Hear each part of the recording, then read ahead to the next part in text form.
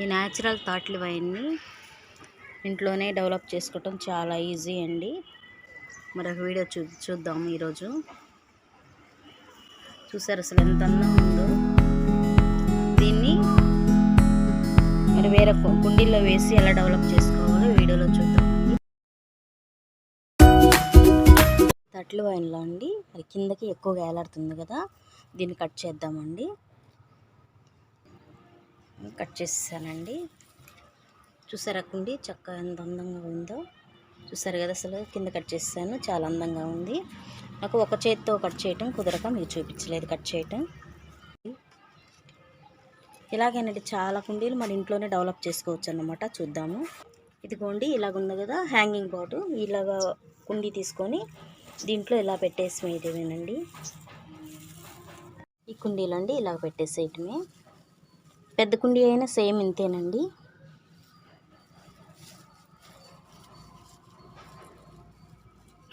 ఇలా పెట్టేసేసి ఈ మట్టేసేస్తుంది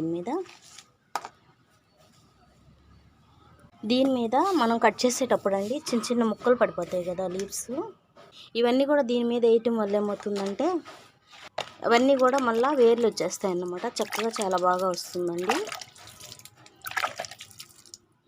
చూసారా ఇంట్లోనే అసలు ఎంత అందమైన తాట్ల వైన్ హ్యాంగింగ్ బాట్ అండి.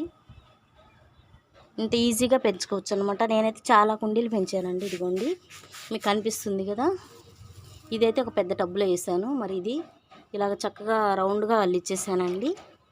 తర్వాత ఇదిగోండి ఇక్కడ ఇంకొకటి, ఇది కూడా చక్కగా చాలా చక్కగా వచ్చిందండి. ఇదిగోండి కింద కట్ చేసాను. ఇది ఇవన్నీ కూడా నేను ఒకే కుండీ కొన్నానండి. ఒకే కుండీ కొని తర్వాత వీటిలన్నిటిని కూడా ఒక కుండీలో మొక్కతోనే మరి ఇవన్నీ కూడా నేను ఇన్ని మొక్కలు డెవలప్ చేసుకున్నాను అన్నమాట. హ్యాంగింగ్ పాట్స్కి చాలా అందంగా ఉంటుందండి. ఎండాకాలం వచ్చినప్పుడు కొంచెం జాగ్రత్త చేస్తే సరిపోతుంది, నీళ్ళలో పెట్టేస్తేవి. ఈ హ్యాంగింగ్ పాట్లండి ఇలాగా మనకి ఎక్కడ వీలుగా ఉంటే అక్కడ ఇలా తగిలిచ్చేసేయటమేనమాట. చూసారు కదా అసలు ఎంత అందంగా ఉందో మన పందిరి కిందే. ఇంకా దీన్ని ఇలా పెరిగినప్పుడు కొంచెం కట్ చేసేసి మళ్ళీ వేరే వేరే కుండీల్లో వేయటమేనమాట. ఇంటికి వచ్చిన వాళ్ళు ఎక్కువగా ఇష్టపడ్డ మొక్కలో చెప్పాలంటే ఈ తాట్ల వైననే చెప్పాలండి.